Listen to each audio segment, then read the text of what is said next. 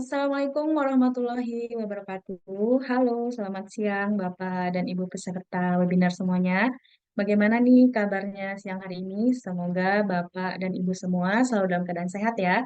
Senang sekali saya, Winda Novela, dapat kembali menjumpai Bapak dan Ibu pada kesempatan webinar pada siang hari ini. Baik, Bapak Ibu, seperti yang sudah kita ketahui nih, bahwasanya pelaporan SPT PPh Badan baru saja berakhir pada tanggal 30 April 2024 kemarin. Nah, DJP sebagai otoritas pajak yang memiliki kewenangan untuk melakukan pengawasan terhadap kepatuhan wajib pajak, eh, kan melakukan pengawasan. Nah, biasanya kan karena di sistem perpajakan di Indonesia menganut self-assessment system, di mana wajib pajak menghitung, melaporkan, dan menyetorkan sendiri pajaknya. Nah, sehingga salah satu bentuk pengawasan yang dilakukan oleh DJP adalah dengan menerbitkan surat permintaan penjelasan data dan atau keterangan.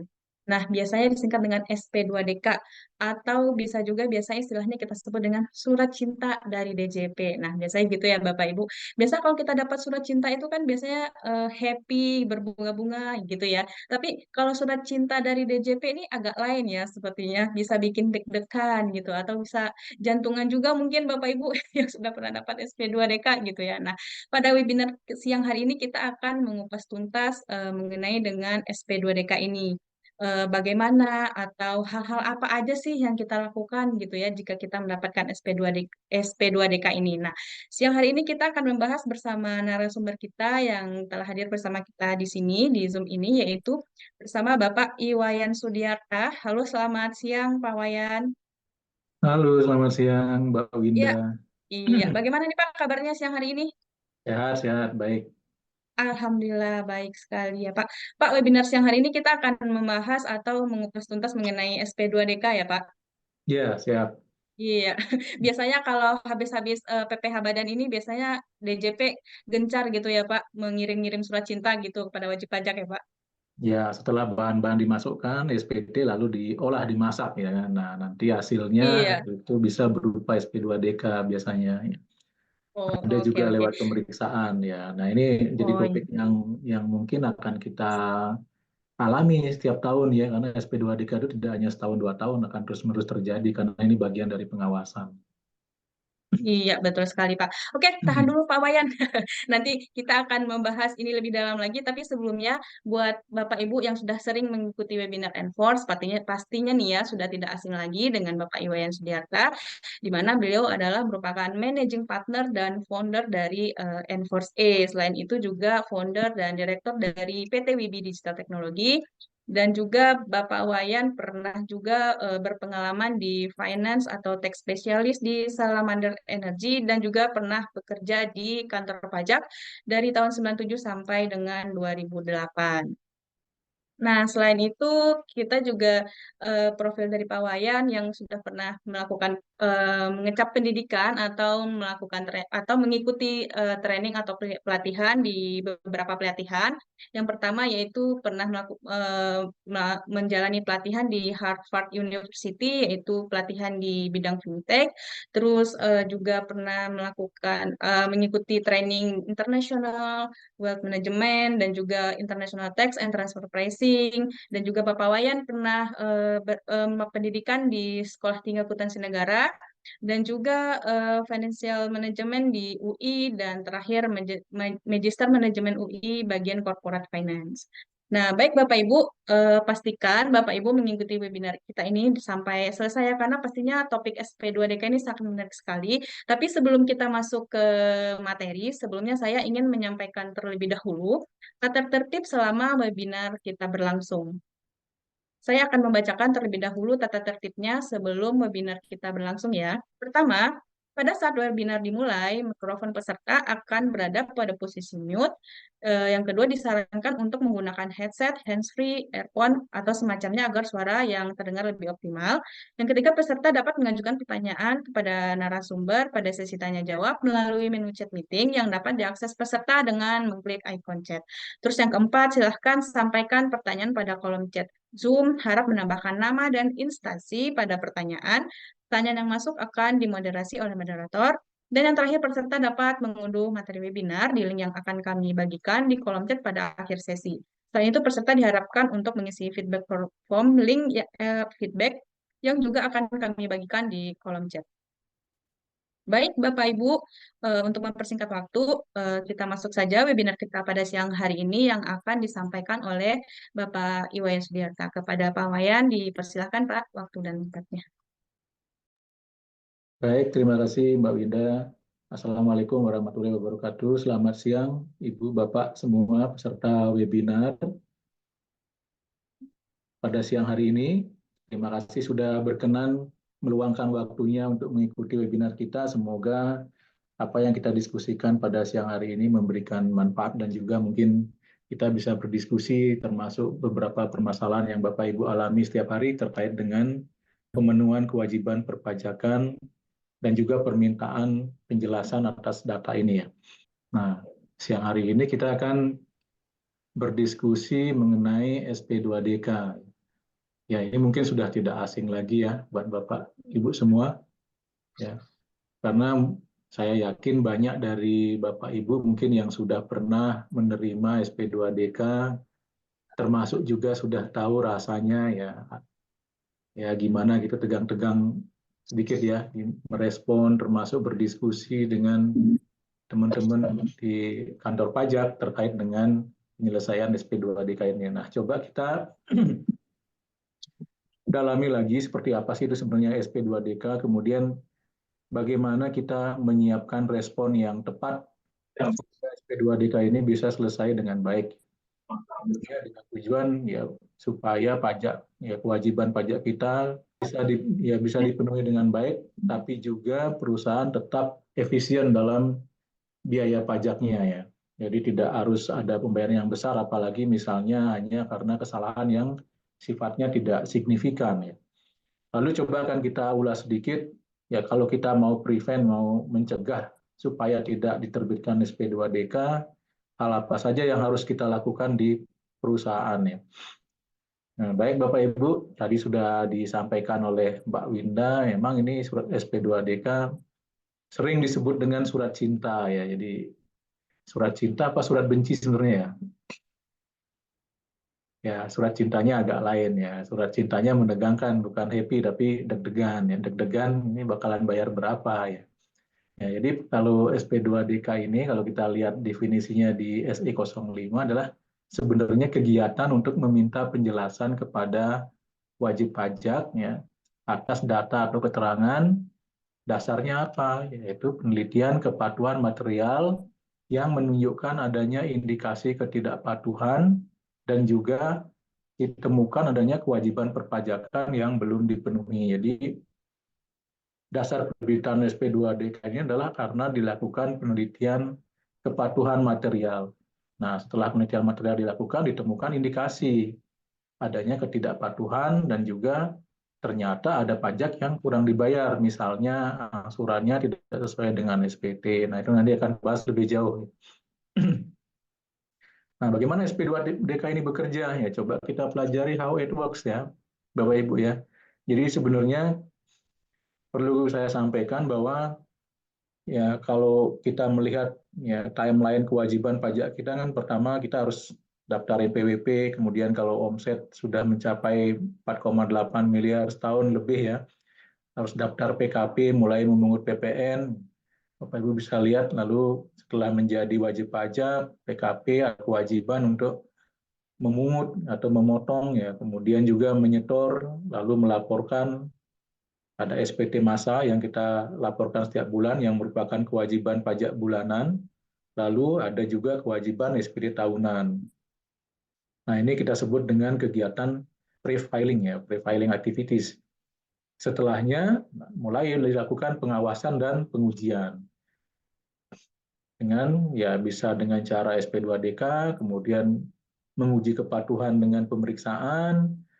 Nah, dari sana kita akan mulai ada mungkin upaya hukum kalau hasil pemeriksaannya katakanlah tidak sesuai dengan yang diharapkan atau ada dispute, ada sengketa antara wajib pajak dengan petugas pajak atau pemeriksa.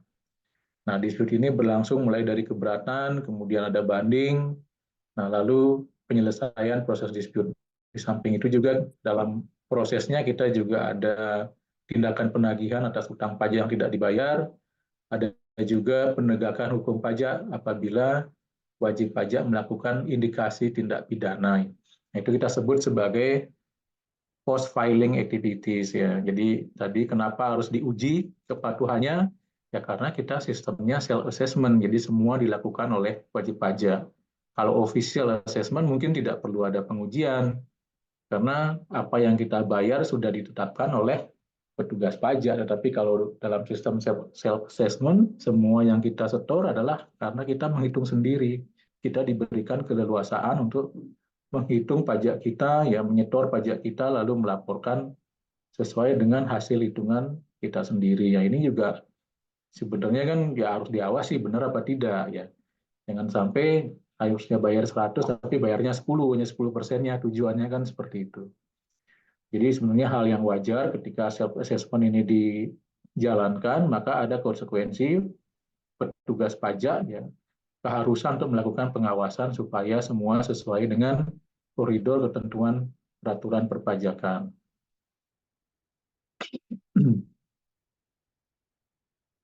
Nah, jadi SP2DK ini bisa kita bilang ya adalah bagian dari pengawasan kepatuhan pajak sebenarnya ya. Nah, apa yang dimaksud dengan pengawasan? Kalau ini bahasanya kan pengawasan ya Bapak Ibu ya, bukan pemeriksaan ya. Jadi ada tahapan sebelum pengujian, sebelum pemeriksaan yang dilakukan oleh Direktorat Jenderal Pajak ya dalam rangka ya, meminimalkan atau mengawasi atau mungkin mengevaluasi kepatuhan pemenuhan kewajiban perpajakan sebelum dilakukan tindakan pemeriksaan ya untuk memastikan lebih jauh. Jadi pengawasan ini ya kalau kita lihat adalah serangkaian kegiatan pembinaan ya. Jadi ada kata pembinaan sebenarnya ya tujuannya dan penelitian atas pemenuhan kewajiban perpajakan, ya, baik yang akan, belum, maupun sudah dilaksanakan oleh wajib pajak. Jadi pengawasan adalah ada dua kegiatan. Jadi kegiatan pertama adalah kegiatan pembinaan, kemudian kegiatan penelitian atas pemenuhan kewajiban perpajakan. Ya, jadi sebenarnya kalau pengawasan ini kan tidak semata-mata harus selalu ada hasil yang harus dibayar, tapi bisa juga dalam bentuk pembinaan. Pembinaan ini artinya kan memberikan petunjuk, ya, consulting, ya, memberikan konsultasi supaya terjadi perbaikan kewajiban, ya, pemenuhan kewajiban perpajakan, ya, terjadi perbaikan ya cara administrasi dan pengelolaan pajak di perusahaan, sehingga dalam jangka panjang diharapkan wajib pajak semakin paham, semakin mengerti, dan kemudian ya semakin patuh kewajiban perpajakannya. Nanti diharapkan kan nanti ujungnya adalah kepatuhan sukarelanya semakin meningkat dengan administrasi yang semakin baik. Lalu pengawasan juga mencakup kegiatan penelitian pemenuhan kewajiban perpajakan. Jadi selain membina juga diteliti apakah ada hal-hal yang mungkin secara administrasi belum dilakukan oleh wajib pajak. Misalnya setorannya terlambat, yang harusnya tanggal 10 di store tanggal 15, harusnya tanggal 15 store tanggal 20. Jadi ada hal-hal yang masih belum sesuai dengan ketentuan peraturan perundang-undangan perpajakan sehingga perlu dilakukan ya penelitian kemudian ditagih kalau misalnya terjadi kurang bayar atau terjadi keterlambatan. Nah, pengawasan ini mencakup pengawasan pembayaran massa dan pengawasan kepatuhan material. Pengawasan pembayaran massa disebut dengan PPM ya, yaitu pengawasan terhadap wajib pajak melalui penelitian kepatuhan formal ya, yang jatuh tempo di tahun pajak berjalan. Jadi kalau pengawasan massa ini dilakukan untuk tahun pajak berjalan, baik itu penelitian kepatuhan formal maupun penelitian kepatuhan material. Kemudian ada pengawasan kepatuhan material. Nah, kalau pengawasan kepatuhan material (PKM) ini adalah penelitian formal yang jatuh tempo, ya, penelitian formal maupun penelitian material yang jatuh tempo sebelum tahun pajak berjalan. Jadi tahun-tahun sebelumnya ya, yang tentunya yang belum kadaluarsa ya Bapak Ibu ya. Jadi kalau misalnya sekarang 2024 tahun pajak berjalan, berarti kalau kepatuhan materialnya adalah untuk tahun pajak 2023 dan sebelumnya. Untuk yang 2024 dilakukan pengawasan pembayaran massal. Nah, penelitian kepatuhan formal apa yang diteliti? Sebagai contoh misalnya ketepatan waktu untuk dikukuhkan sebagai pengusaha kena pajak. Ketepatan waktu ya pembayaran atau penyetoran pajak ya. Ketepatan waktu dan atau kelengkapan laporan pajak, SPT masa, SPT tahunan, SPOP, dan juga laporan lainnya. Laporan lainnya bisa laporan repatriasi kalau kemarin ikut PPS ya, dan yang lain. Kemudian angsuran pajak dalam tahun berjalan yang harus dibayar sendiri oleh wajib pajak. Layanan atau fasilitas perpajakan yang diterima atau dimiliki, kemudian kewajiban atau ketentuan formal perpajakan lainnya. Nah, jadi dalam penelitian kepatuhan formal yang diteliti hal-hal yang terkait dengan formal dan administrasi pelaporan sebenarnya. Lalu kepatuhan material, ya, secara umum memang yang dilakukan ada 3 hal ya bisa dibilang ya. Jadi ada analisis data dan informasi, analisis intelijen untuk penggalian potensi. Nah ini biasanya dilakukan di kantor pusat DJP dan juga Kanwil. Kemudian penelitian kepatuhan material secara umum di KPP. Nah, penelitian kepatuhan material ini terdiri dari kegiatan validasi, kemudian ada analisis juga atas data atau keterangan yang kemudian bentuk simpulan dan tindak lanjut. Jadi dari mana teman-teman di KPP datanya ya yang akan dilakukan analisis dan validasi. Ini bisa berbagai sumber sebenarnya, bisa dari LHA, dari hasil analisis ya dari kantor pusat, bisa juga dari analisis intelijen kantor pusat diteruskan ke KPP kalau ada indikasi ketidakpatuhan secara administrasi ya. Tapi kalau ada indikasi ketidakpatuhan tindak pidana misalnya yang mengarah ke tindak pidana, bisa dilanjutkan dengan penelitian atau pemeriksaan bukti permulaan. Perlu kita juga pahami bahwa di masing-masing kantor wilayah ya ada yang namanya WP strategis maupun WP lainnya ya. Jadi kalau WP strategis itu ya disebut sebagai WP strategis ya, yaitu wajib pajak yang terdaftar di Kanwil LTO ya. Jadi Kanwil wajib pajak besar, Kanwil DJP Jakarta khusus dan juga di KPP Madya ya. Itu yang disebut sebagai wajib pajak strategis atau dikategorikan sebagai wajib pajak strategis. Kemudian ada juga wajib pajak lainnya yaitu wajib pajak yang terdaftar di KPP Pratama pada umumnya ya. Nah, di KPP Pratama pun ada wajib pajak strategis yaitu yang memang istilahnya dianalisis berdasarkan kriteria tertentu ya, termasuk misalnya kontribusi penerimaan ya, jumlah omset bisa dikategorikan sebagai wajib pajak strategis. Nah, ini nanti akan menentukan metode penelitian kepatuhan materialnya. Apakah melalui penelitian komprehensif atau penelitian menyeluruh. Jadi kalau penelitian kepatuhan secara komprehensif ya, itu dilakukan kepada wajib pajak strategis ya. Jadi seluruh jenis pajak ya, penelitiannya dilakukan terhadap seluruh jenis pajak ya, melalui analisis proses bisnis, analisis laporan keuangan ya, termasuk juga analisis transfer pricing dengan melibatkan supervisor fungsional pemeriksa pajak ya, untuk tahun pajak sebelum tahun pajak berjalan. Jadi untuk tahun pajak sebelumnya ya, karena kita kan melihatnya sini kan penelitian kepatuhan material. Ya. Kemudian penelitian menyeluruh. Nah, ini dilakukan terhadap wajib pajak lainnya. Sebenarnya batasannya sama ya, jadi dilakukan penelitian terhadap semua jenis pajak, menyangkut proses bisnis, kemudian juga analisis laporan keuangan dan transfer pricing. Bedanya adalah tidak melibatkan supervisor. Tidak melibatkan supervisor fungsional pemeriksa pajak. Nah, penelitian komprehensif. Ya. Jadi penelitian komprehensif ini dilakukan, yang dilakukan di sana ya termasuk analisis atas profil risiko berdasarkan ya, compliant risk management ya. Jadi kita dulu pernah baca di SE 15 ya, DJP sudah mulai melakukan kategori ya profiling wajib pajak berdasarkan risknya. Jadi compliance risk management. Nah, itu nanti akan dijadikan dasar untuk melakukan atau penyusunan daftar prioritas pemeriksaan. Kemudian juga dari bisnis intelijen lainnya yang dimiliki oleh DJP.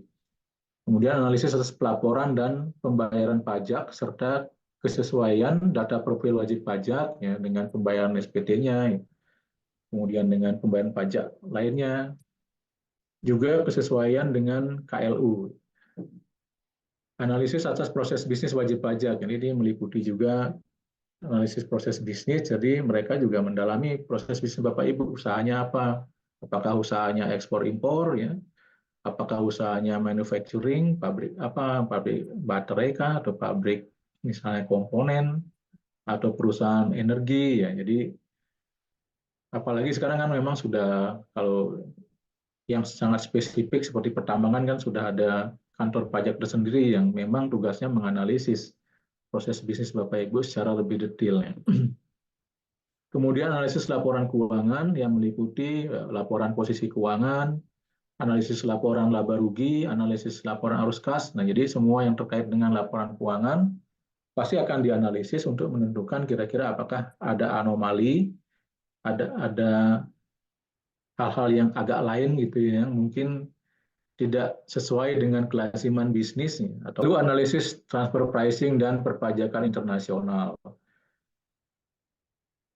Nah, ini tentunya akan lebih rumit lagi kalau sudah menyangkut analisis transfer pricing. Jadi dan tentu tidak bisa mungkin dilakukan sendiri oleh teman-teman AR yang di KPP, tapi juga harus melibatkan bantuan tenaga ahli dari kantor pusat supaya analisis ini bisa dilakukan dengan baik ya, dan sesuai dengan kaedah-kaedah transfer pricing yang berlaku secara internasional.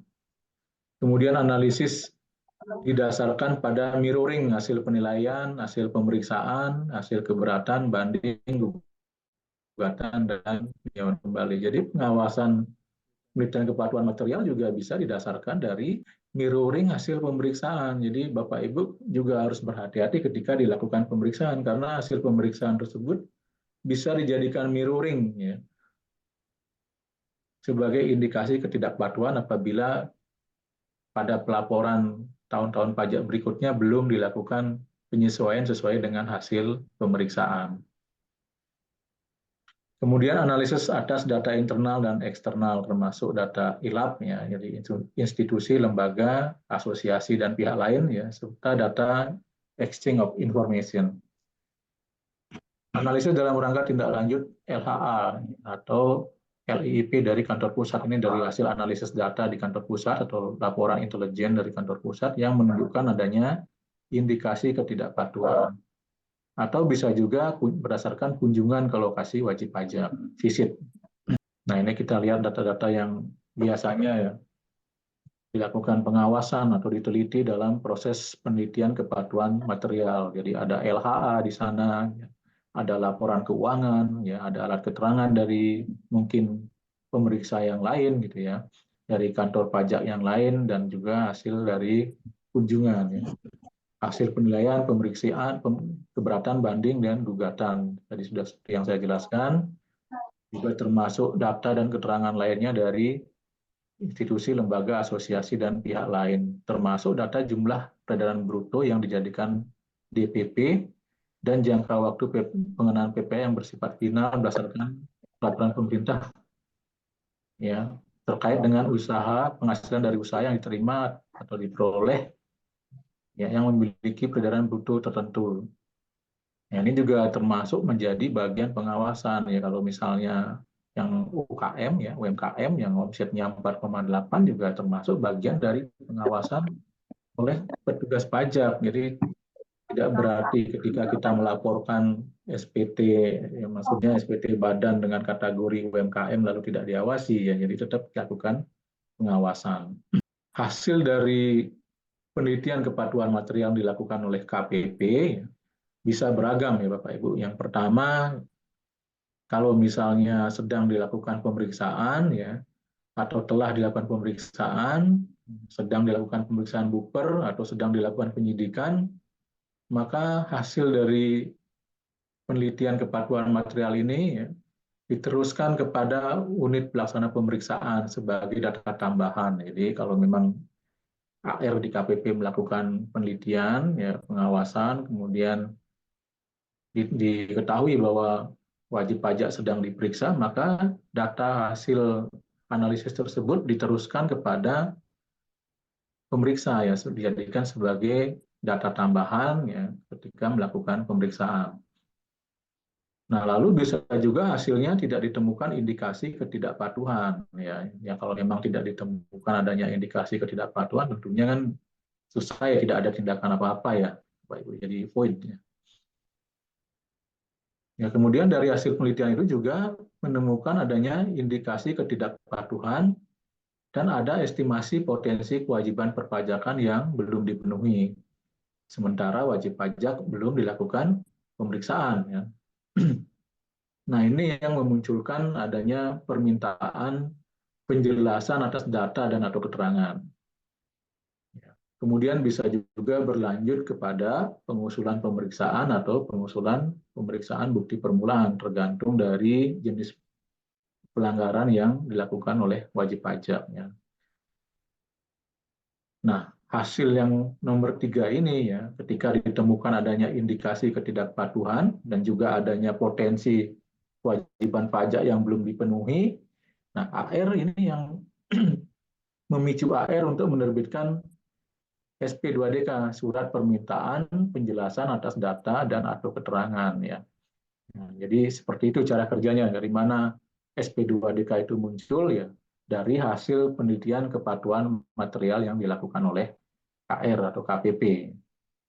Penelitian kepatuhan material tadi termasuk memanfaatkan data-data yang sudah dilaporkan oleh wajib pajak, kemudian data hasil analisis dari kantor pusat atau Kanwil, ya, termasuk data intelijen yang memang sudah dilakukan oleh kantor pusat atau Kanwil yang menunjukkan adanya indikasi ketidakpatuhan.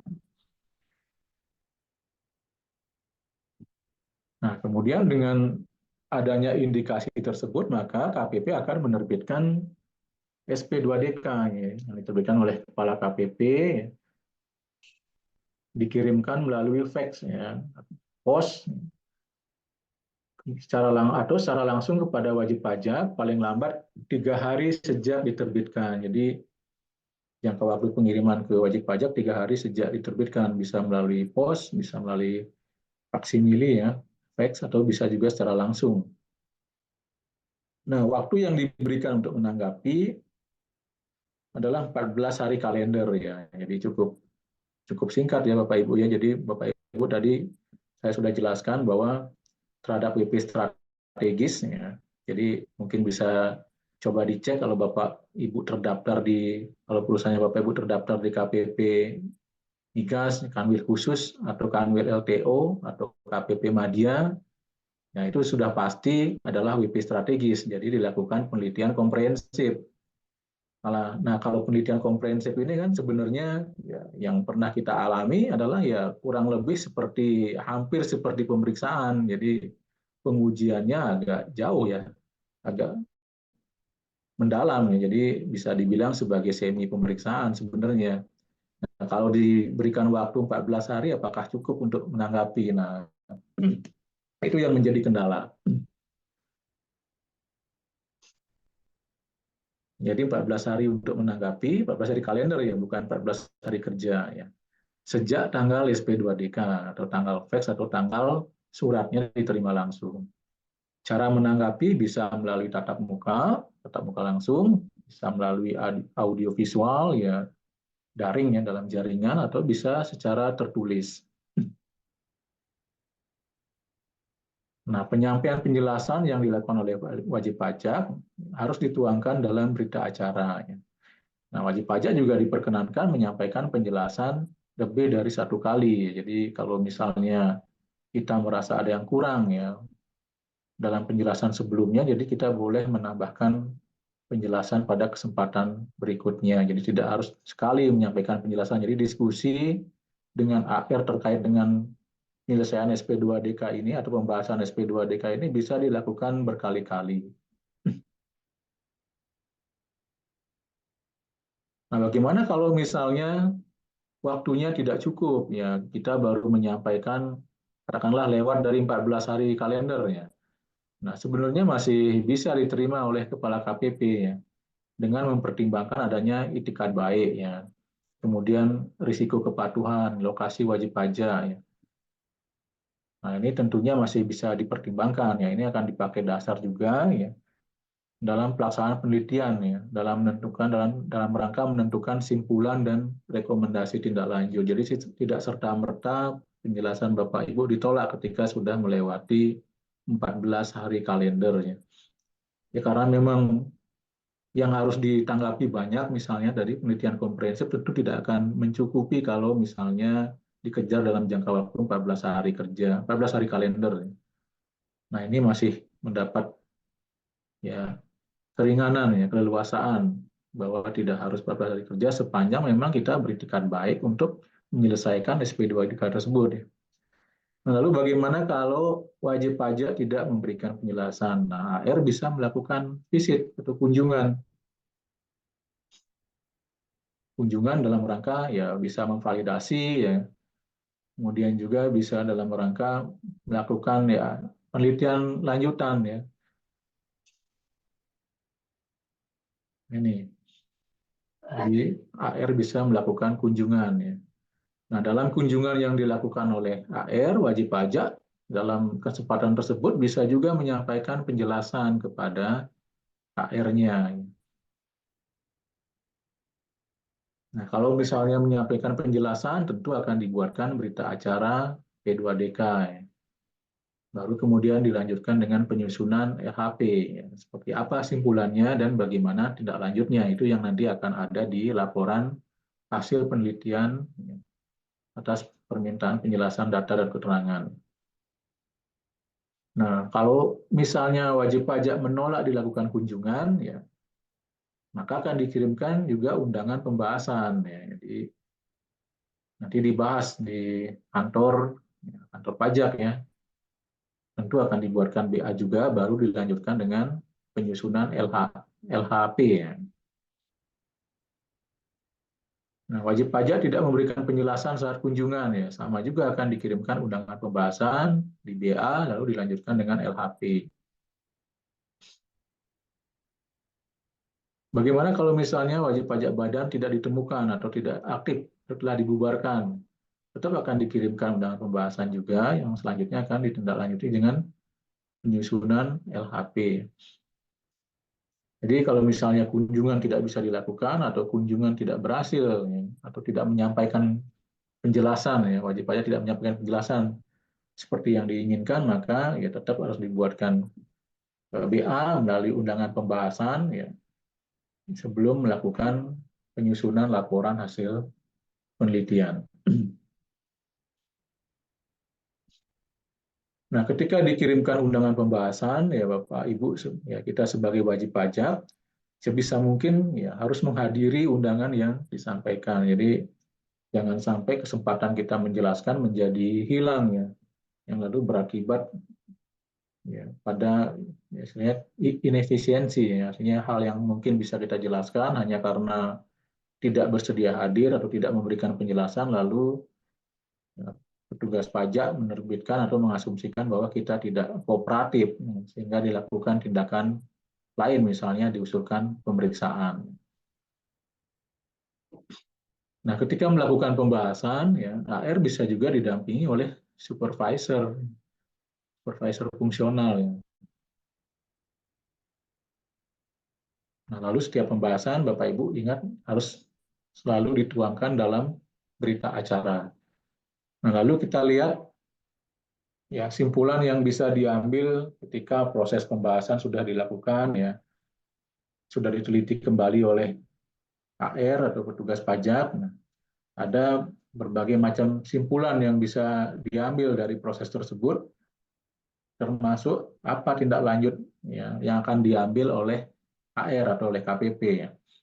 Yang pertama simpulannya bisa tidak ditemukan indikasi dan modus ketidakpatuhan ya. Kalau seperti ini tentunya SP2DK dinyatakan selesai ya, diterbitkan SP3.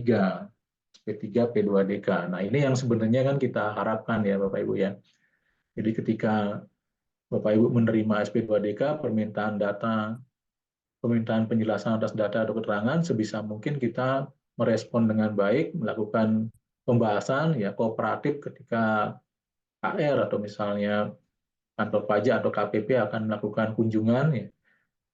Nah, berdiskusi dengan baik supaya hasil akhirnya adalah jangan sampai ya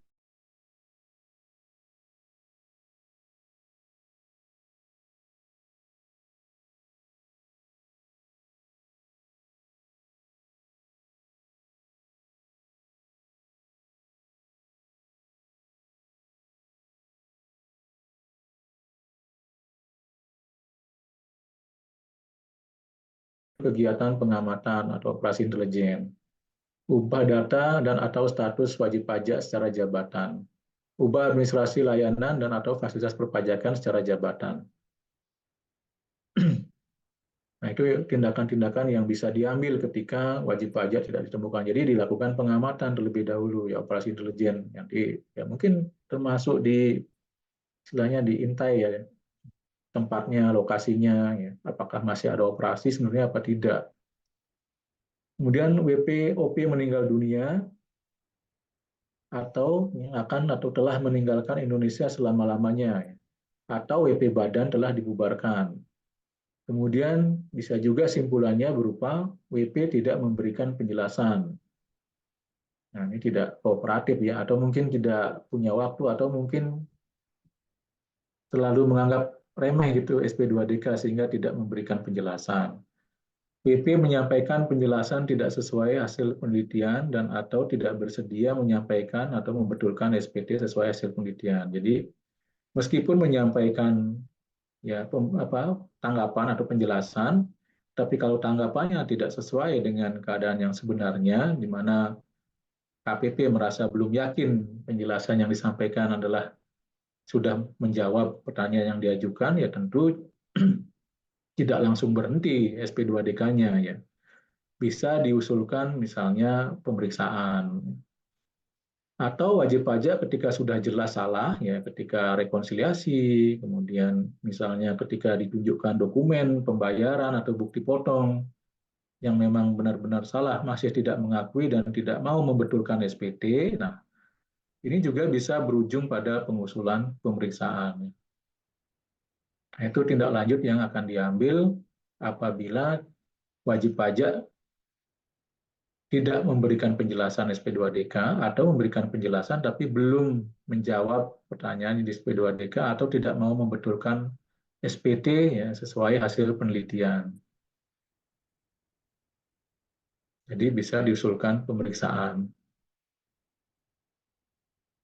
Kemudian simpulan berikutnya adalah wajib pajak menyampaikan penjelasan sesuai hasil penelitian dan bersedia menyampaikan atau membetulkan SPT sesuai hasil penelitian. Nah, kalau misalnya terjadi diskusi ya kemudian diteliti, ya, hasil penelitian menunjukkan bahwa benar wajib pajak ada kesalahan, belum melakukan penyetoran misalnya yang seharusnya, maka wajib pajak seharusnya memang harus bersedia untuk melakukan pembetulan SPT. Nah, ini yang menjadi tindak lanjutnya adalah tinggal mengawasi apakah pembetulan itu sudah dilakukan atau belum.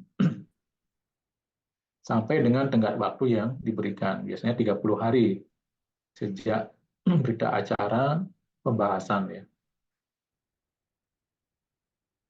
Nah, apabila misalnya penjelasan yang dilakukan masih perlu dilakukan validasi atau konfirmasi, maka tindak lanjutnya adalah usulan untuk melakukan penilaian. Ya. Misalnya masih dispute mengenai harga jual ya, harga jual satu bangunan ketika ada SP2DK terkait PBB atau terkait dengan pajak penghasilan atau pengalihan tanah dan atau bangunan. Maka tindak lanjutnya adalah diusulkan dilakukan penilaian. WP memiliki data dan atau status tidak sesuai kondisi sebenarnya. Jadi pengusulan perubahan data atau status WP secara jabatan. Misalnya statusnya ini kalau WPOP yang ya seharusnya ke TK ya, tapi menyatakan statusnya K1 ya, ini kan harus diperbaiki secara administrasi. WP terindikasi melakukan pelanggaran ketentuan layanan dan atau fasilitas perpajakan. Ya.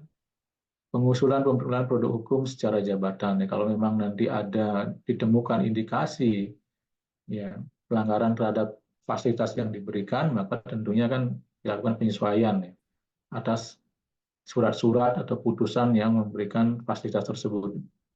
Dalam arti fasilitas seharusnya sudah tidak bisa diberikan lagi.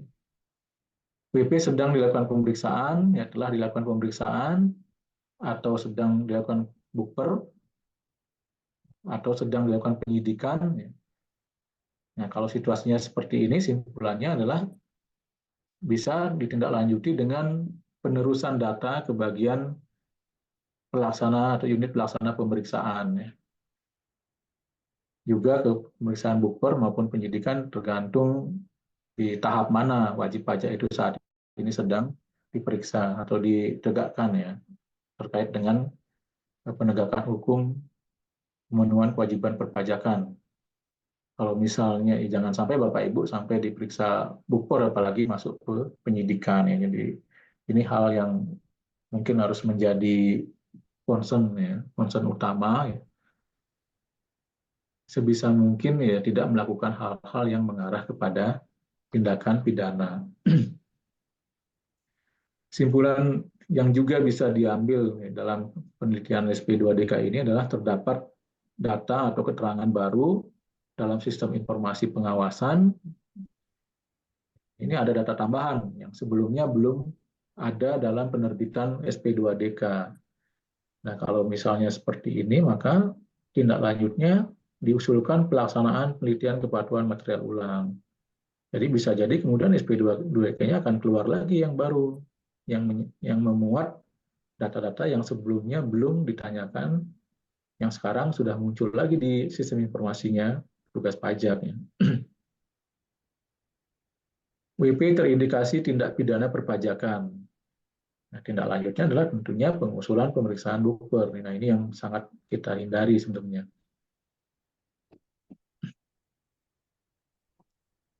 Nah, bisa juga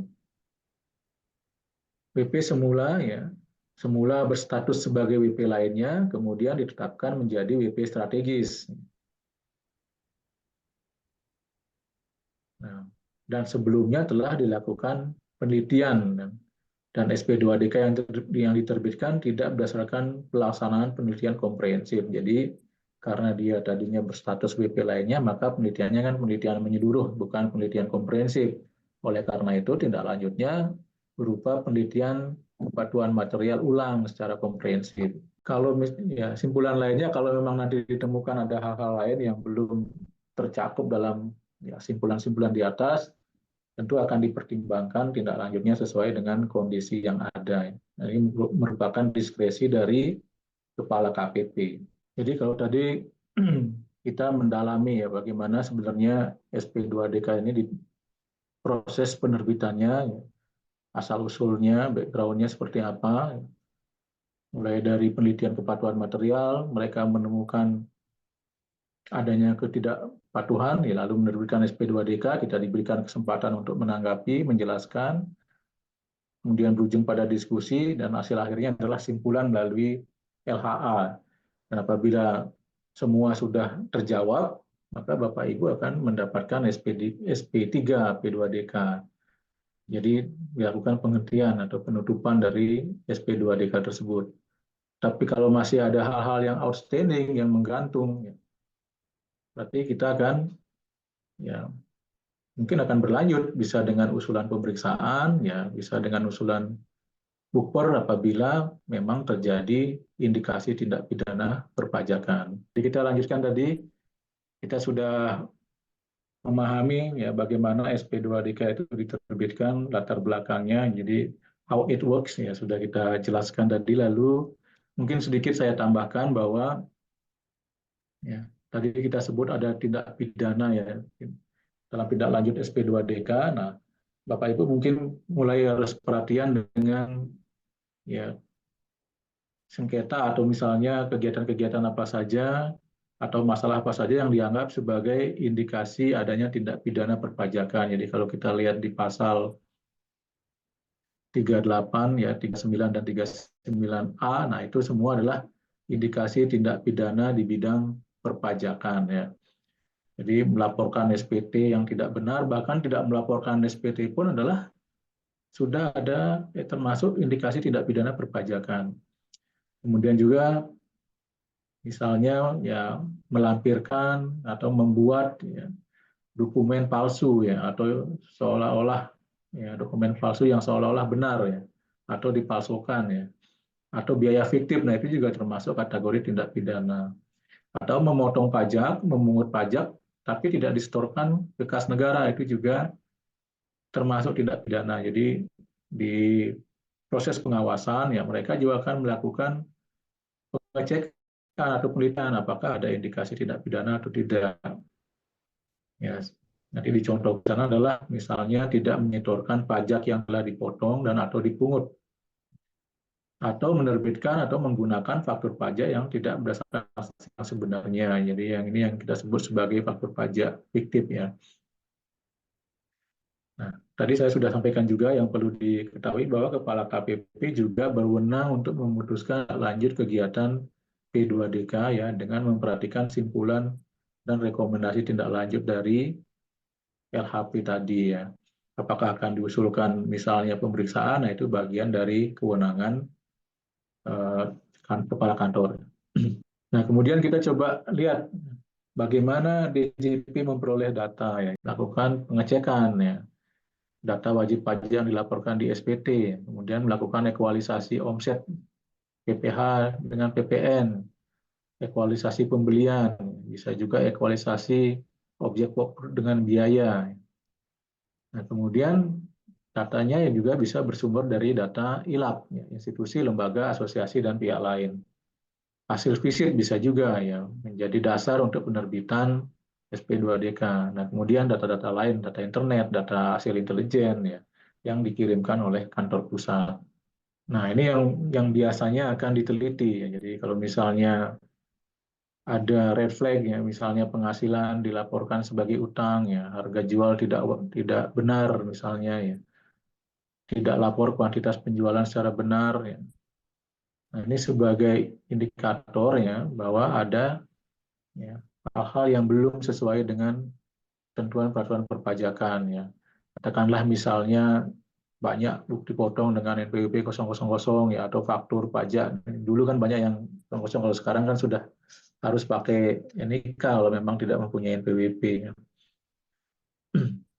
Jadi berbagai ya pengujian, berbagai penelitian bisa dilakukan oleh AR ya dalam proses penelitian material tadi untuk ya menguji atau istilahnya ya mengawasi kepatuhan pemenuhan kewajiban perpajakan dari masing-masing WP.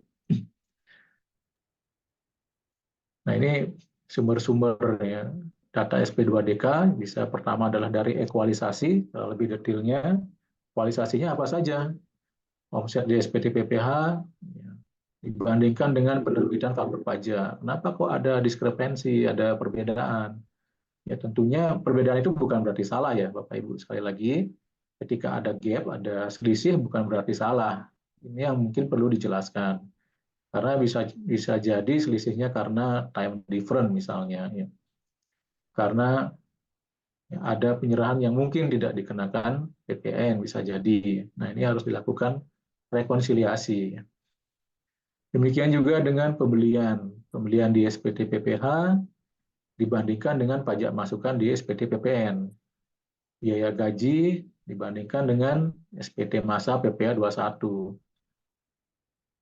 Nah, kemudian ada wajib pajak OP memiliki bukti potong A1 lebih dari satu ya. Jadi ada dua misalnya katakanlah dua pemberi kerja masing-masing memberikan bukti potong tapi belum digabung di pemberi kerja yang baru. Jadi harus dihitung ulang. Berarti ada pajak yang kurang bayar seharusnya karena menggunakan PTKP dua kali ya, bisa jadi menggunakan PTKP dua kali, kemudian menggunakan tarif terendah dua kali. Ya. Yang seharusnya kan sekali progresif. Biaya yang menjadi objek output dibandingkan dengan SPT masa PPH. Ini akan diteliti ya kira-kira kan sekarang apalagi sistemnya kan sudah lebih padu ya istilahnya, lebih terintegrasi. Jadi pelaporan bukti potong dengan adanya Ibu Pot sudah langsung bisa ketahuan ya. Kemudian kalau dibandingkan dengan SPT masa PPH ya kok nggak nyambung misalnya gitu ya. Lalu faktur pajak sudah dikreditkan oleh pembeli, penerbit belum lapor. Nah ini juga bisa kejadian ya. Kenaikan harta tidak sesuai dengan penghasilan ini kalau untuk wajib pajak orang pribadi. Terlambat daftar PKP, ya. Penghitungan kembali pengkreditan pajak masukan. Pajak masukan atas penyerahan tidak terutang atau dibebaskan, tidak dapat dikreditkan.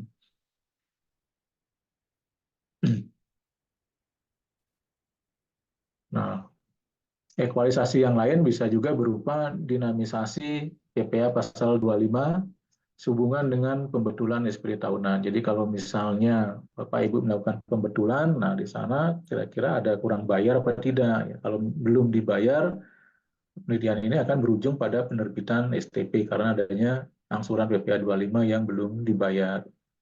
Lalu pajak terutang sudah dilaporkan di SPT tapi belum dibayar. Ya, bisa juga ya kalau ini kan penelitian kepatuhan material massa ini, kalau misalnya ada yang belum dibayar di SPT massa ya akan di STP. Data pinjaman dari OJK. Nah, dengan adanya pasal 35 KUP, jadi pihak lain kan diminta oleh Direktorat Jenderal Pajak untuk menyampaikan data ya, atau kalau misalnya ada pemeriksaan ya ada permintaan data. Nah, dari sana bisa jadi ada gap ya, misalnya pinjamannya yang dilaporkan berbeda dari apa yang tercatat di OJK. Kalau misalnya perbankan bisa juga data OJK ini berupa cadangan kerugian penurunan nilai ya, untuk piutang tak tertagih misalnya ya, untuk ya perbankan sebesar sebesar berapa yang bisa dikurangkan dari penghasilan bruto untuk kegiatan usaha perbankan. Nah, kadang kan dicocokkan dari data kepatuhan di OJK.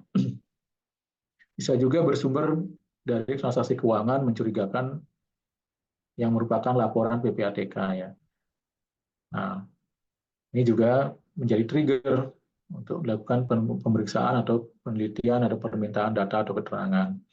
Jadi kalau ekualisasi kurang lebih seperti ini gambarannya Bapak Ibu, kalau PPh badan ya omset dengan DPP PPN ya.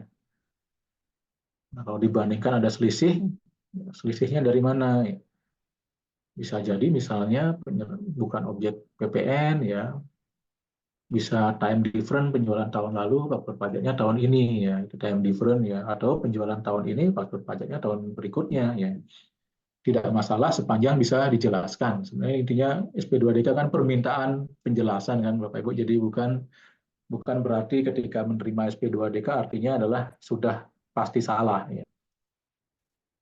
Nah, itu hal-hal yang menyangkut ekualisasi. Bisa juga SP2DK-nya bersumber dari mirroring ya, bisa juga dari mirroring.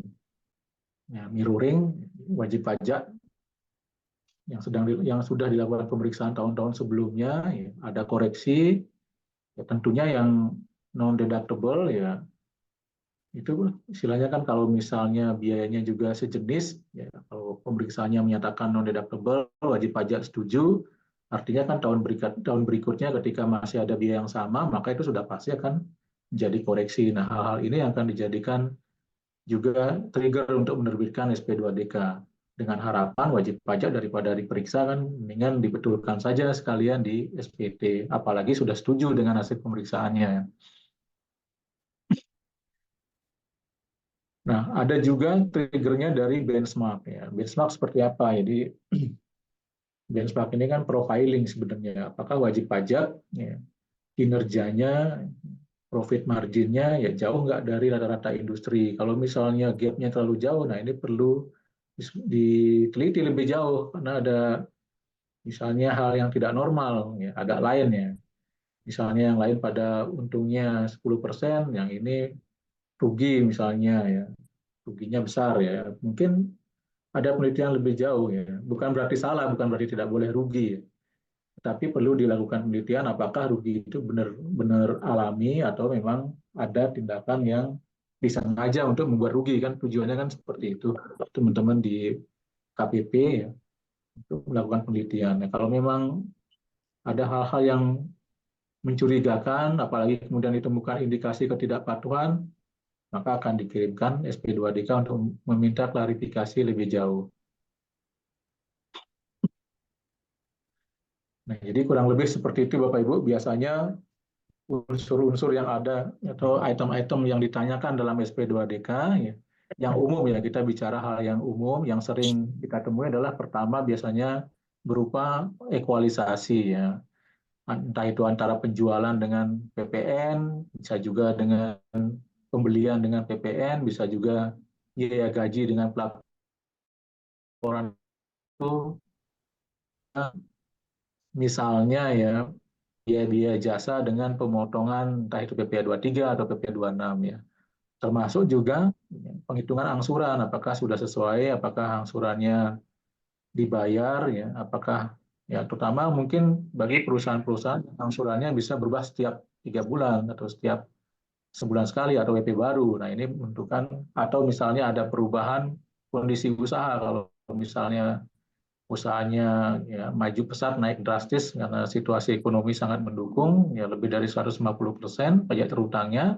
Nah, ini akan terjadi dinamisasi angsuran PPh pasal 25.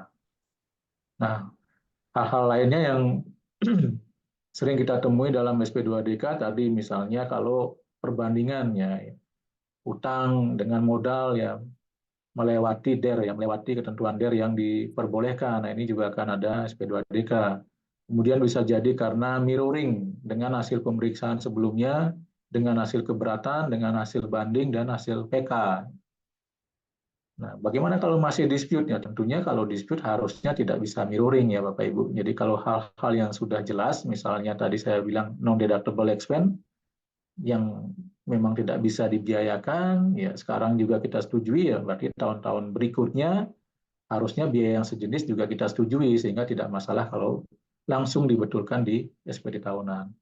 Tetapi kalau masih dispute mengenai yuridis ya yang akan misalnya perlu pendalaman atau perlu pengujian di sidang banding, nah hal-hal seperti itu tentunya tidak seharusnya tidak bisa dimasukkan dalam ya permintaan data atau keterangan yang harus ya dilakukan wajib pajak lewat pembetulan. Nah, kemudian kita juga perlu perhatikan kaidah-kaidah untuk SP2DK ya bahwa ya di SE 05 tahun 2022 yang merupakan dasar dilakukannya pengawasan ya, disebutkan bahwa dalam melaksanakan proses bisnis pengawasan ya, pegawai DJP harus dilengkapi ya dengan kemampuan interpersonal, kemampuan analisis, ya, pemahaman atas ketentuan peraturan undang-undang perpajakan. Jadi memang ya harus ada standar ya supaya jangan sampai hal yang sudah benar menjadi salah atau jangan sampai misalnya ada permintaan data keterangan yang mengada-ngada yang memang tidak sesuai dengan kelasiman bisnis yang selama ini sudah dilakukan dengan benar oleh wajib pajak. Lalu penelitian kepatuhan material yang ditindaklanjuti dengan P2DK ya, SP2DK tadi dilaksanakan dengan mempertimbangkan efisiensi dan efektivitas agar tidak menambah beban kepatuhan. Jadi jangan sampai ada tambahan compliance cost bagi wajib pajak, apalagi kemudian menimbulkan disrupsi atau gangguan pada kegiatan usahanya. Jangan sampai waktunya wajib pajak habis untuk menjawab SP2DK, jadi nggak sempat jualan, apalagi kalau misalnya pengusahanya masih kategori UMKM ya Bapak Ibu. Kalau UMKM sudah jualan aja udah pusing ya, dapat SP2DK udah habis waktunya untuk menjawab itu. Nah, jangan sampai terjadi hal-hal yang seperti itu. Itu yang dipagari oleh sebenarnya oleh SI 05 supaya SP2DK ini juga tetap efektif ya, kemudian presisi ya dan valid ya, datanya harus valid.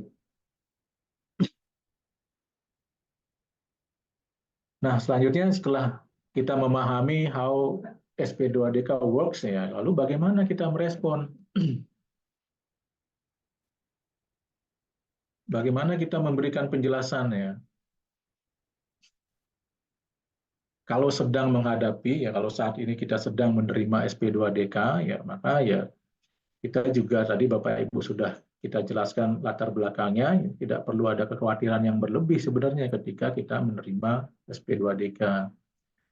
Itu karena itu adalah proses yang umum, proses pengawasan yang umum. Jadi tiap tahun Bapak Ibu akan menghadapi hal yang sama ya, bisa jadi SP2DK diterima setiap tahun, jadi rutin.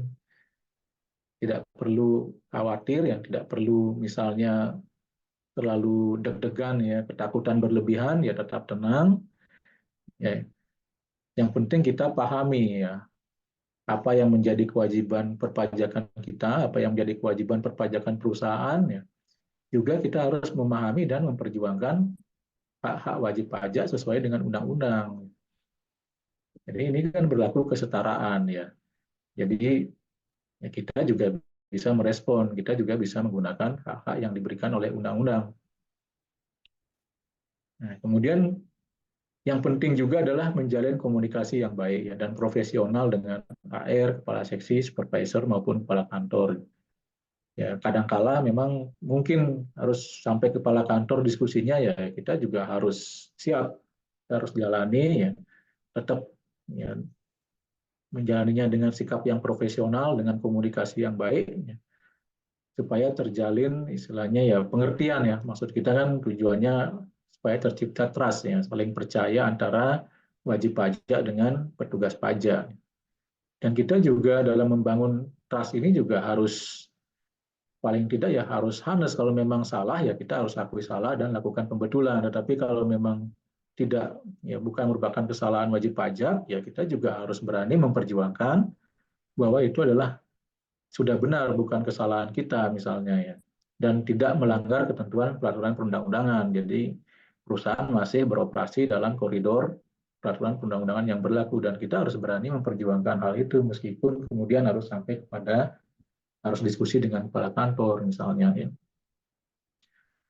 Kemudian ya sebisa mungkin semua ya komunikasi ya, semua permintaan data.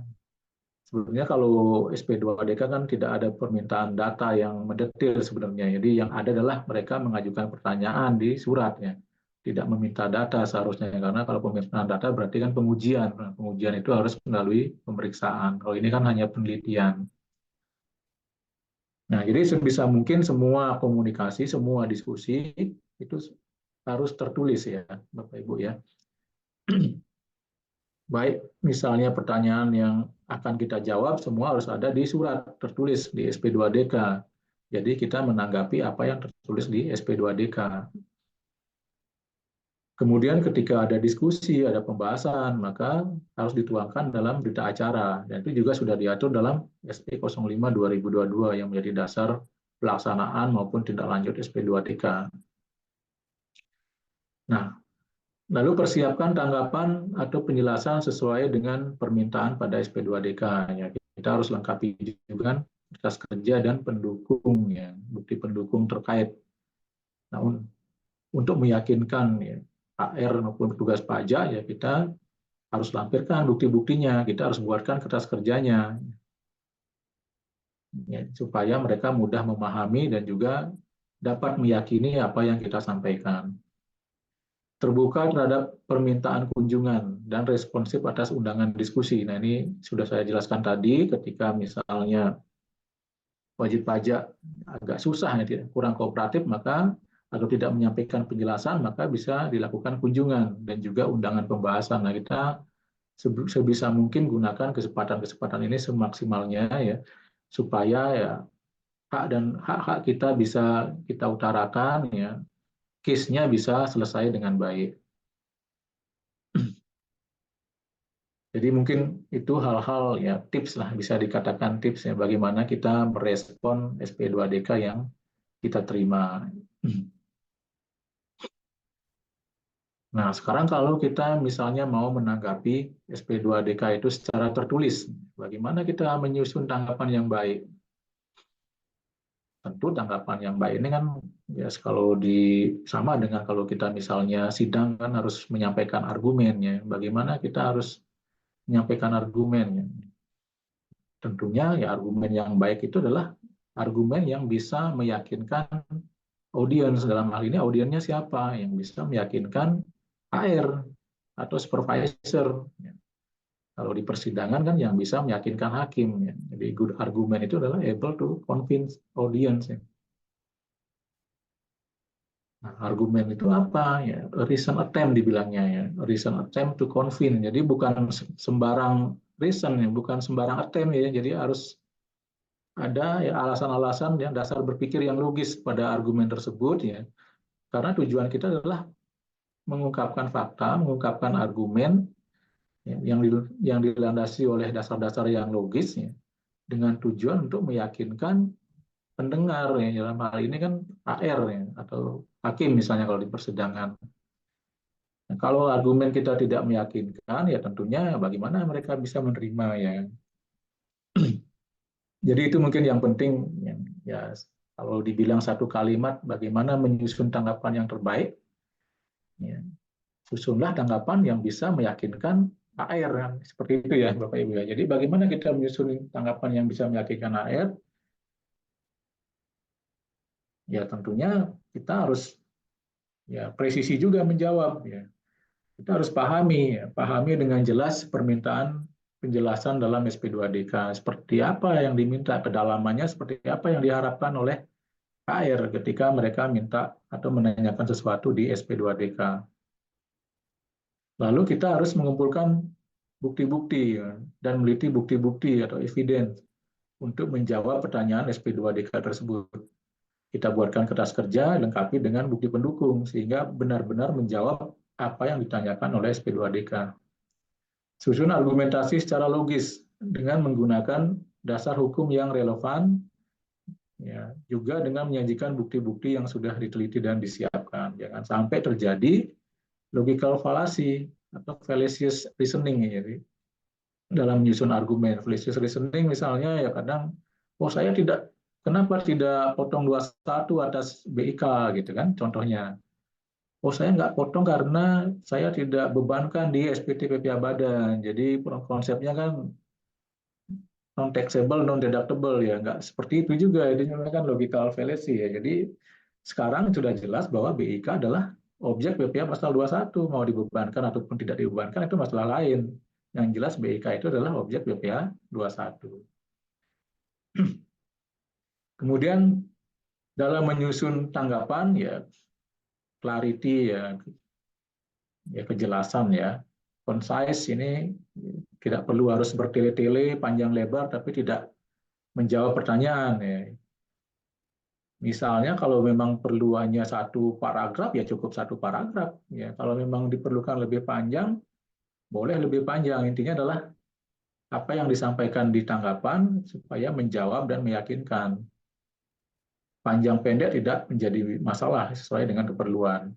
Simplicity dan gunakan juga istilah-istilah yang simple ya. Kalau misalnya ada istilah dalam misalnya ya lingkungan bisnis yang terkait terlalu sulit untuk dipahami, mungkin kita bisa simplifikasi tanpa menghilangkan makna yang sebenarnya. Precise ini persis menjawab apa yang diinginkan ya. Kalau misalnya pertanyaannya mengenai ekualisasi, maka kita harus jawab dengan mengapa terjadi selisih di ekualisasi. Kita jawab dengan sebab-sebab yang mengakibatkan terjadinya selisih. Kemudian menggunakan kata-kata yang spesifik sesuai persoalan ya. Kalau misalnya tanggapannya apa namanya pertanyaannya misalnya adalah mengenai kenapa katakanlah angsurannya berbeda dengan SPT padahal ya misalnya ada kenaikan usaha ya. Ada kenaikan misalnya pajak terutang 150%. Ya, kita harus menjawab seperti apa spesifiknya yang 150% itu, apakah pajak terutangnya dari mana, ya, apakah perlu dilakukan penyesuaian lagi misalnya dengan penghasilan tidak teratur segala macam ya. Nah, itu yang harus kita jelaskan secara spesifik di tanggapan. Nah, perlu juga kita ya sertakan kalimat-kalimat persuasif. Tujuannya adalah untuk membuka cara berpikir atau cara berpikir yang berbeda ya, cara berpikir yang berbeda, sudut pandang yang berbeda dari AR atau petugas pajak supaya mereka ya memahami kondisi wajib pajak, ya, mengetahui bagaimana sih sebenarnya berada di posisi ya, wajib pajak berdiri di sepatu wajib pajak kan gitu sebenarnya kan tujuannya ya. Jadi supaya point of view-nya bisa berbeda ya. Kadang-kadang kalau kita tidak menjelaskan situasinya, mungkin mereka juga tidak memahami karena memang tidak berinteraksi langsung dengan lingkungan bisnis terkait.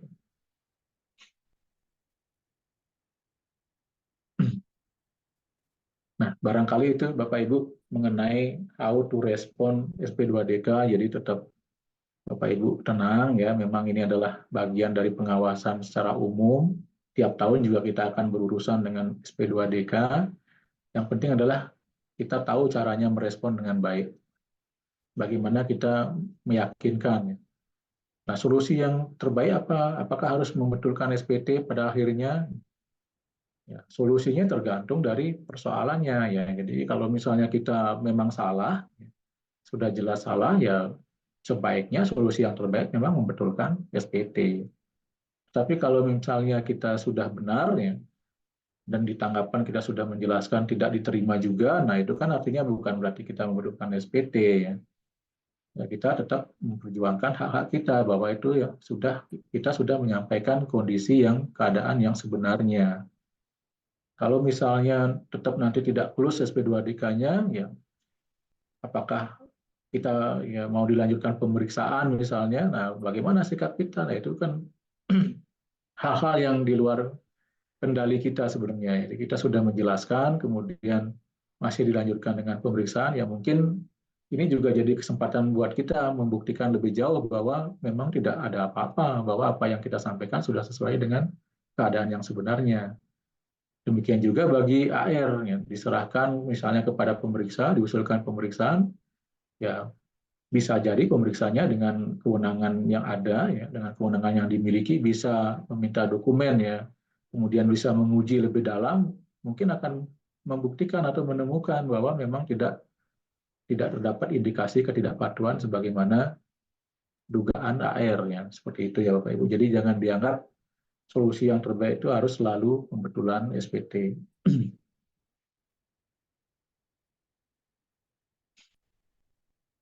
Nah, terakhir kita singgung sedikit bagaimana caranya kita menghindari SP2DK. Ya, agak berat ya. Ini karena sudah menjadi ya bagian dari pengawasan ya. Tapi mungkin ada hal-hal yang kita bisa lakukan untuk meminimalkan supaya kita tidak diterbitkan SP2DK. Ya. Yang bisa kita lakukan misalnya meningkatkan kepatuhan pemenuhan kewajiban perpajakan. Ya ini memang harus ada pengawasan yang ketat terkait dengan kegiatan perpajakan atau pengelolaan perpajakan di perusahaan.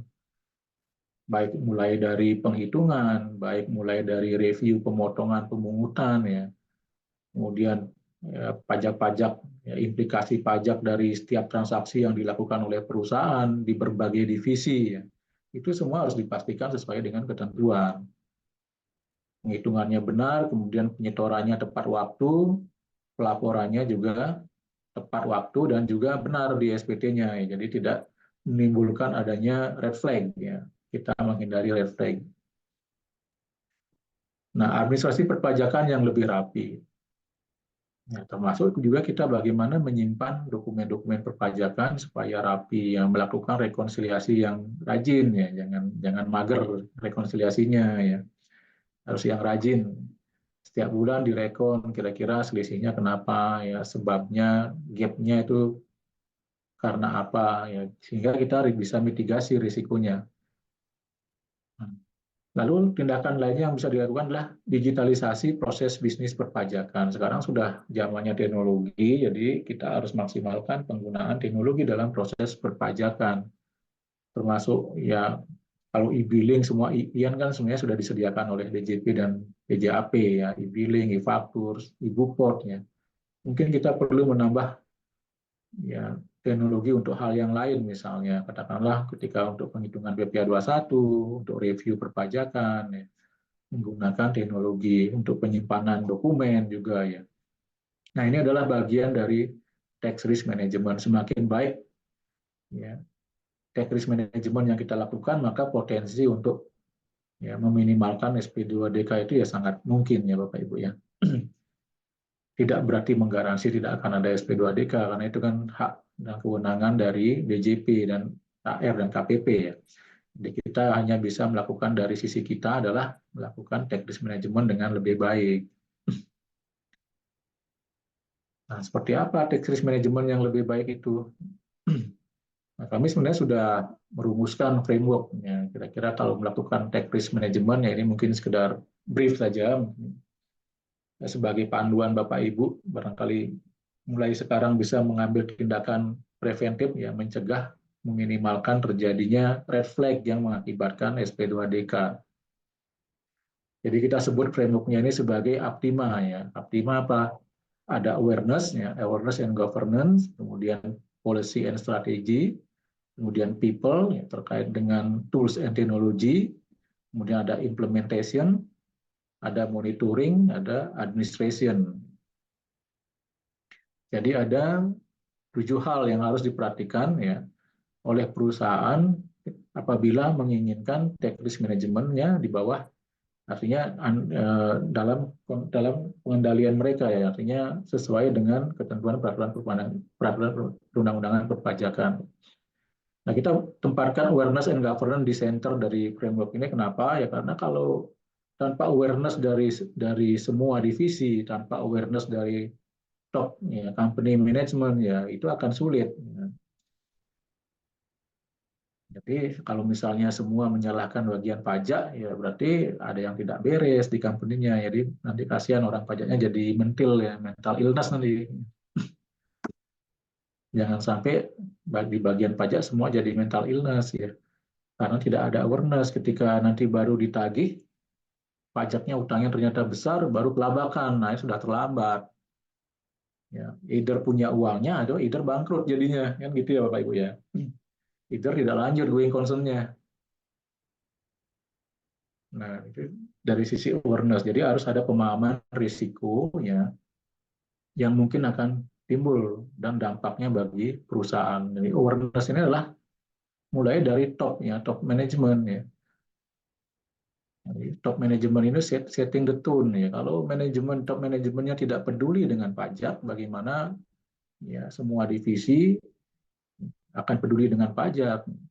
Bagaimana ya, teknis manajemennya akan terkontrol dengan baik, tidak akan mungkin ya Bapak Ibu ya. Kalau dari top manajemennya sendiri tidak ada awareness. Tapi kalau ada awareness, semuanya harus ya governance ya sesuai dengan ketentuan, kemudian juga mempunyai ya kebijakan polisi yang jelas terkait perpajakan. Nah, ini akan memudahkan, termasuk memudahkan bagian pajak ya, divisi pajak ketika melakukan entah itu penghitungan, penyetoran, pelaporan maupun penyelesaian atas kes-kes sengketa yang mungkin terjadi ya terkait dengan pemeriksaan atau keberatan dan banding misalnya. Dan dengan adanya awareness ini paling tidak top manajemen akan tahu seberapa jauh dampak dari risiko perpajakan yang dimiliki oleh perusahaan.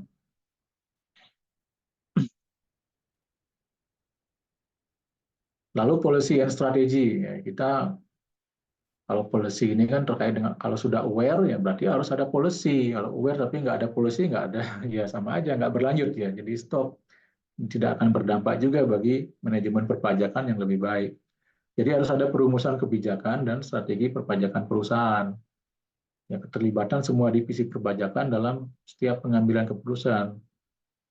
Ya, jadi kalau misalnya di suatu perusahaan mau melakukan transaksi atau corporate action atau apapun atau kontrak, maka divisi perpajakan juga harus dilibatkan memberikan eh, rekomendasi atau memberikan advice mengenai posisi perpajakan perusahaan, hak dan kewajiban perusahaan dalam suatu kontrak misalnya jangan sampai salah. Kalau salah, kontrak sudah ditandatangani, dieksekusi, lalu siapa yang bertanggung jawab apabila di kemudian hari ada beban pajak yang harus ditanggung misalnya.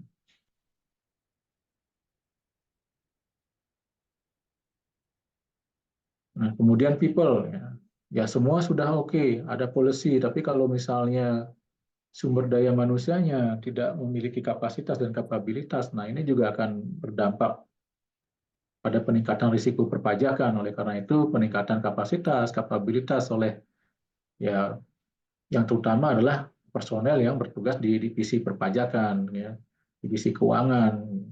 Selain juga di divisi-divisi lain juga perlu diberikan pemahaman mengenai perpajakan. Ya tentunya akan diperlukan anggaran untuk bisa melakukan hal itu. Nah ini juga harus disiapkan dalam hal ketika perusahaan melakukan budgeting, harus disiapkan anggaran untuk melakukan upgrade, ya, untuk melakukan upskilling di bidang perpajakan, baik bagi karyawan yang berada di divisi perpajakan maupun karyawan yang berada di divisi lain. Nah, kalau Bapak Ibu WPOP atau UMKM, ya berarti harus ada budget untuk upskilling diri pribadi masing-masing terkait dengan perpajakan. Jangan tidak aware dengan perkembangan perpajakan, ya. Nanti seperti kasus misalnya, katakanlah ya ini kasus bea cukai misalnya, bawa barang dari luar negeri, yang mana yang dikenakan, mana yang tidak dikenakan, supaya kita tahu hak dan kewajiban kita, ya.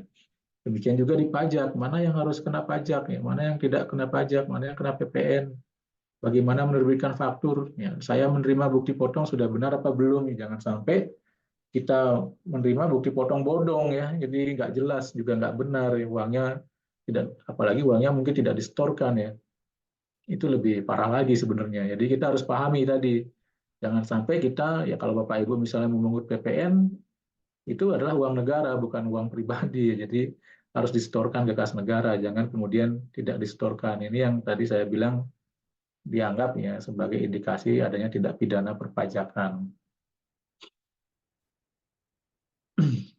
Lalu setelah people, ya, ada tools and technology. Nah, dukungan teknologi penting, ya. Apalagi sekarang sudah zamannya digital transformation, jadi otomatisasi proses bisnis sangat diperlukan, termasuk otomatisasi proses bisnis perpajakan, ya.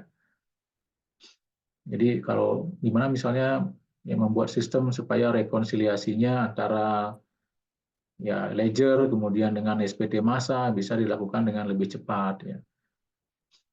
Penghitungan PPA 21 bisa dilakukan dengan lebih cepat, ya. Kemudian termasuk juga mengenai pelaporan, kan. Kita harus memanfaatkan semua online, ya, application yang disediakan oleh DJP maupun yang disediakan oleh ya developer lain, ya, platform lain yang menggunakan cloud misalnya, ya. Penyimpanan dokumen, kemudian juga mungkin rekonsiliasi kalau ada, ya. Kita harus memanfaatkan supaya ya selain efisiensi waktu juga akurasi, jangan sampai ada kesalahan human error. Kemudian implementation. Nah, kalau semua tadi sudah dibuat strateginya, polisinya, awareness-nya sudah ada, tapi implementasinya tidak bagus, tidak konsisten. Nah, ini yang juga jadi masalah. Oleh karena itu perlu ada implementasi yang jelas dan konsisten. Ya, bisa juga dibuat ya supaya konsisten, ya standar semua, dibuatkan SOP, dibuatkan buku panduan. Ya, kemudian diimplementasikan juga dalam penilaian kinerja, ya. Harus dimasukkan sebagai salah satu ya, indikasi, ya indikator, ya, performa, ya, bagi karyawan yang bersangkutan.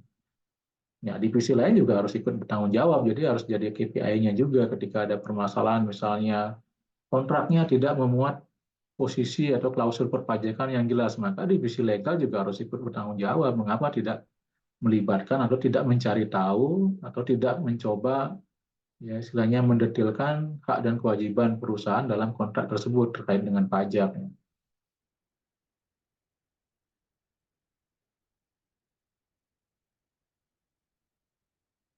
Lalu monitoring.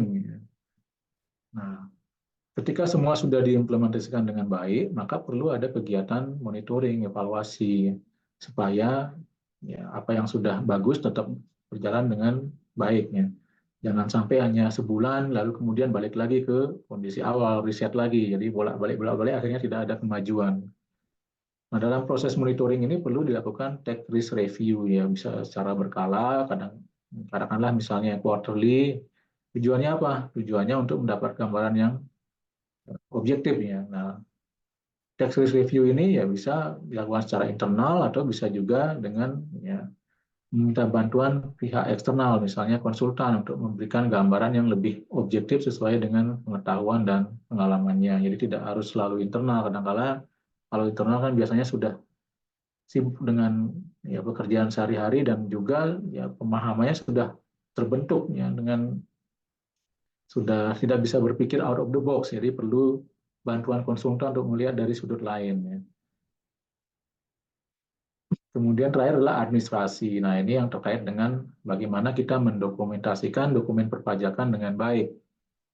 Arsip ya sekarang sudah saatnya ya arsip online ya, arsip dengan menggunakan teknologi, termasuk juga kita mengejar arsip ya dokumen perpajakan yang menjadi hak kita, bukti potong ya, kemudian NTPN misalnya ya, kemudian ada faktur pajak, jangan sampai ada yang bolong-bolong yang akhirnya merugikan perusahaan kita ya, yang seharusnya ya tidak harus ada beban pajak tambahan yang hanya karena kita tidak mendapat bukti potongnya lalu tidak bisa mengkreditkan, ada beban pajak tambahan. Nah, jadi saya kira itu Bapak Ibu, jadi tax risk management ini adalah langkah awal. Jadi sebelum kita bisa memaksimalkan ya potensi-potensi pajak ya fasilitas pajak yang diberikan kepada kita ya, langkah pertama adalah ya, sebisa mungkin menghindari tambahan risiko dengan melakukan tax risk management. Baru kemudian setelah ini berpikir memaksimalkan fasilitas yang diberikan, lalu bisa melakukan tax planning atau tax strategy terkait transaksi-transaksi yang akan dieksekusi oleh perusahaan. Apalagi advance tax planning nanti menyangkut dengan international tax misalnya kan, menyangkut misalnya establishment ya, mau didirikan di mana, bagaimana model transaksinya supaya cost-nya tax-nya paling efisien tanpa harus melanggar ketentuan undang-undang. Nah, jadi seperti itu kurang lebih Bapak Ibu. Oh iya, yang terakhir adalah the last but important ya, kita harus selalu tetap belajar ya. Long life learning ya, jangan lupa untuk terus mengupdate dan pahami aturan perpajakan ya. Bapak Ibu juga bisa bertanya atau konsultasi. Tadi sudah disampaikan oleh Mbak Winda bahwa kita juga ada aplikasi, ada chat consultant. Bapak Ibu bisa bertanya kalau misalnya ada kesulitan, itu gratis, free of charge. Jadi jangan khawatir, Bapak Ibu tidak akan dicas sepanjang pertanyaannya memang masih yang ya ringan-ringan, artinya yang tidak memerlukan research, tidak memerlukan pendalaman atau analisis lebih dalam, yaitu kita kasih free ya. Jadi tinggal download aplikasi kami.